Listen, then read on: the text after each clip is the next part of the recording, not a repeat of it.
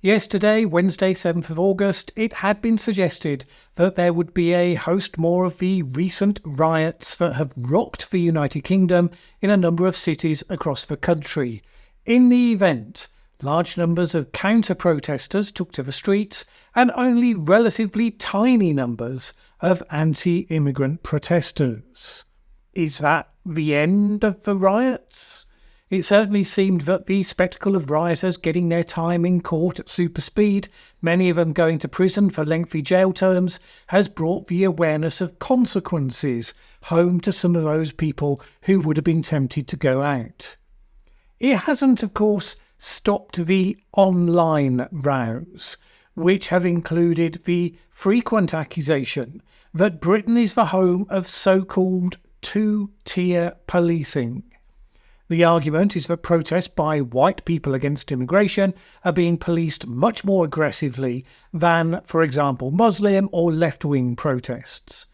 These are the sorts of resentment myths that political movements spread amongst themselves when they are building up a catalogue of things to throw at their opponents and to recruit the disaffected to their ranks. Hilariously, the Guardian newspaper did a debunk a couple of days ago, saying that two-tier policing definitely was a myth. They were possibly one of the few that were very ill-advised to weigh in on the topic, because recent history has seen them arguing that there is indeed a two-tier policing system, just kind of the other way round. And this is a feature of this particular bad-tempered debate. Various groups from both sides have claimed at various points in history, sometimes with justification, often not, that the police were biased against them. I'm always interested in the basis for such claims because sometimes the claims are true and they identify a process that needs to be reformed or abolished, and when they're not, they should generally be called out because the dementing effect that they have, encouraging people to live in a subculture removed from reality, is not healthy for democracy and usually not for the individuals concerned either. So I reviewed some of the material online. Not an enjoyable process in any way. What evidence was being presented to justify the claim that there is, quote, two-tier policing? First of all, let me say one thing about the attempt to pin that label on the Prime Minister, Keir Starmer. Now, I don't carry any kind of brief of the Labour Party, but like any floating voter, which as you know I am, I greet every new government, of whatever political stripe, with the hopes that they will do a good job, because I would rather the country was well led than not. Now, political activists are different, of course. They hope the government will fail from day one if they're made up of their opposition. And I understand why it works that way, but it's healthy if the bulk of the population are a bit more open-minded. So from that perspective, the idea that the brand new, hardly through the door Labour government of Keir Starmer could in any way be held responsible for historical trends of policing is just so bizarre as to be laughable. And yet, two-tier Keir has been regularly trending. Don't get me wrong, a new government should absolutely be held to account with its announcements on new policy initiatives and proposals, specific executive actions that they take, but I think they get a bit more of a grace period before they start taking the blame for the status quo, particularly after 14 years of not being in power. Alright, that to one side then. The claims I've seen so far have not been impressive. The thing is, two-tier policing, it's kind of a difficult thing to prove. There are many, many thousands of police officers across the country. They differ in how they interact with the public. There are 45 police forces covering the territory of the UK. They differ widely in terms of their own corporate culture and values. And then the police are often responding to events. Those events often have a lot of context behind them, all of which can conveniently be dropped from the internet memes that basically rely on implying differential treatment. And then there's the courts. Individual judges have different sentencing tendencies. There can be all sorts of claims of miscarriages of justice when some receive harsh sentences, others receive lenient ones. But then there's also context as to why sentences can sometimes legitimately differ. a history of previous offending, for instance, or contrition versus continued defiance. It's easy to cherry-pick individual cases that conveniently make the comparison you want, but really, generally, those are meaningless. Instead, you would want reliable data broken down by demographic type. So the only way you can check claims is to go into the detail to see what context there was, if any, or if a comparison is at least a valid one. And even if it is a valid one, is it a representative one that you can make generalizations from? So, for instance, one of the memes making the case for two-tier policing is this one. 3 individuals, one who posted, we are told, a racist comment on Facebook and was sent to jail for 15 weeks. One sold anti-immigration stickers, which sounds harmless, you might think, got a thumping great 24 months inside. And then a third one, clearly of Asian origin, who we are told repeatedly raped a 12-year-old girl and got community service with no prison time, which does sound like an extreme example of lenient sentencing. This is the worst kind of propaganda, really. Taking 3 individuals out of all the people who get tried and convicted for crimes across the whole country and arguing you can draw system-level conclusions from such a small sample of cases. But let's just dig into the detail of these 3 and get any hidden context, because my experience with this kind of meme is they are rarely exactly what they describe. So here's the first one. Sean Tuck from Liverpool. He was prosecuted for posting racist abuse aimed at a fellow football supporter on the official Facebook page of Everton Football Club. And this was a second offence. He'd previously been convicted of sending a string of anti-Muslim tweets that included calling for mosques to be gassed or bombed in 2013. I generally think racist comments are bad, but racist abuse of a particular individual in a public place, that wasn't mentioned in the meme, and I do think that makes it worse. The second man is Samuel Melia, an activist for an actual far-right group, Patriotic Alternative, not just the random right-wingers who get labelled as such by lazy journalists, and he was indeed jailed for distributing stickers. The meme said these were anti-immigration stickers, which, whether you agree with the sentiment or not, you wouldn't think should be illegal. Pro or anti-immigration is about public policy, but the stickers produced by the Oswald Mosley fan Melia went somewhat beyond merely arguing against immigration. A number were clearly whipping up hatred against Jewish people and against asylum seekers. And that's the point. Stickers saying things like, "It's okay to be white," the ones mentioned by his defenders, those are not illegal, at least as far as I'm aware. The crime he was accused of was stirring up racial hatred, and some of those other stickers were certainly, clearly designed to do that. Not made better by the evidence showing he had encouraged his network of activists to target some of the stickers at school children. Now, did his case merit the length of time in jail? By all means discuss.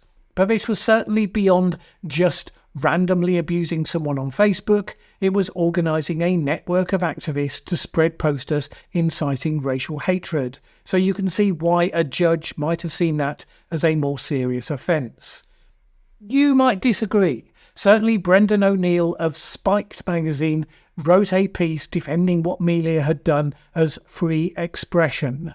At the heart of his defence was the fact that some people were making much of Melia's nationalism, which I agree should not be the basis for a crime or considered an exacerbating factor, rather than purely focusing on the actual incitement to racial hatred. Okay, let's get on to the third miscreant who on the face of the meme did a much worse crime than either of those two and got the merest slap on the wrist for it. This came from a grooming gang in Newcastle who groomed and raped a 13-year-old girl.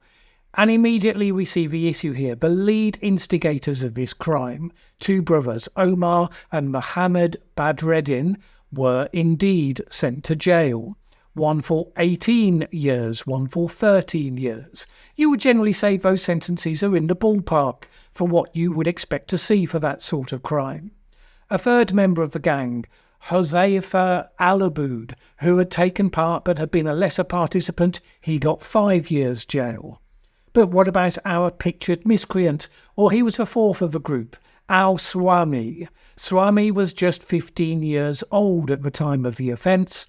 He was viewed to have been strongly influenced by the older group members, and his actual participation was significantly less. In other words, what he actually did does not fit the description in the meme. So he was sentenced to 2 years in jail, but suspended with the community service alongside. Now, that may have been the right call, it may have been the wrong call, but clearly that meme has been deliberately crafted to mislead. And so, unfortunately, it goes. Another argument for two-tier policing comes down to photos from moments in time in certain protests. So, for example, a mob of young Muslim youths took to the streets in Birmingham on the rumours of an immigrant far-right protest, and they behaved like thugs, videoed beating up a guy who had apparently said something to them outside a pub, hassling media journalists. One group tried to pull some people out of a car. So people were putting up photos saying, here are these heroic skinheads in Southport protesting attacks against 3 girls, and there's a blanket police presence and they get arrested. Here is this Muslim mob in Birmingham, no police presence. But this kind of stuff is ridiculous as soon as you look into it. One was an organised, known in advance event. So yes, the police were there in force from the beginning. The other was unannounced, relatively spontaneous, so it would be pretty surprising if police had been there in the same numbers as quickly when they didn't know that it was actually going to happen. The photo gets taken before they turn up, of course, and they don't show you the ones after they have, and they don't update you with the fact that some of those involved in the attacks have been arrested and so on. The point on all of this is none of this has to do with the policy of immigration. None of this has to do with policies about how immigrant populations are or are not integrated into British culture. Those things are serious issues deserving grown-up and relatively fearless debate. But these gatherings have not been about any of that. If they had been, they would have stopped the minute the truth came out about the perpetrator of the original attack on the little girls. Disinformation had been spreading that it was a Muslim man who was on a security watch list, and as I've said before, if it had been, it would not have justified rioting. But if the rioting had really been about that misinformation, the second it turned out to be misinformation, wouldn't the reason for rioting have gone away? But it was always an excuse, not a cause. The focus of the riots was to gather at places where asylum seekers or Muslims would naturally gather, mosques, hotels that were used by the government to house asylum seekers, and to attack those places. The group of thugs who tried to set light to a hotel where asylum seekers had been housed, for instance, there were terrified children looking out of the hotel rooms where those thugs were trying to push flaming bins into the building to set it on light. People who care about the issue of immigration, who worry about the cultural clash in UK society from large enclaves of Muslim populations, they make a basic category error if they look at those events and decide they should align themselves with them. If you protest immigration as a policy, you go to the centre of government, you go to city centres to be seen, to make your argument. But if you attack individual communities, physically go to where they are and threaten them with violence, that is pure hatred, pure racism. That terrifies those communities, but also just about every other person in the country whose skin colour is anything other than white. Many of them have been scared at this moment, and hardly unreasonably so, our fellow citizens. I know we've lived through a moment of extreme wokeism where feeble-minded idiots accuse people of racism at the drop of a hat, and yes, one of the biggest just grievances that were created from that was the phenomenon of the grooming gangs in Rotherham and elsewhere. The extent of that was uncovered by a brilliant piece of investigative journalism by the Times of London, just to show the mainstream media does still sometimes play an important part. And it was breathtaking, shocking, horrifying how the police forces and social workers and others had enabled gangs to routinely abuse young girls because, above all, they were terrified of being labelled as racist. That is exactly one of those instances where you really could point at double standards with awful consequences. Now, of course, that was a moment in history. It was exposed by the media. The police were called to account. It led to reforms, a pretty major course correction. This is what often happens with the messy real world of policing.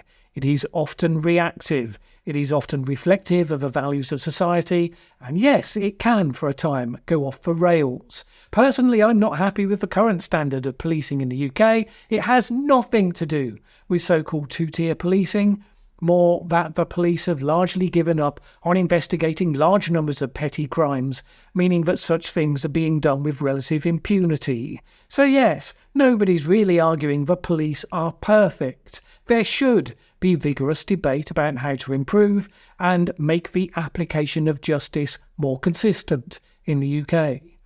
But none of that is made any easier by the spreading of nonsense designed primarily to turn people into polarised groups whose main focus is the hatred that they have for the other side, built on a framework of fabrications. The antidote to all of that is being sceptical of anything you see via social media, especially if it's being put forward by a campaign group or individual of any sort, and to step back from the micro-incidents that people decide should carry much bigger significance and actually look at the bigger picture. So don't post comments below this video saying, oh, well, that meme might have been wrong, but what about this one? Or what about this Labour councillor who said a thing? This is the web of trivia, designed to hypnotise people into being the sort of people they would not look back on having been when they were their best selves. So yes, demand attention to the policies that matter. Care about the culture and integrity of your country. But no, ignore those trying to get you to hate people who never did anything to you except exist. Those things are just not the same.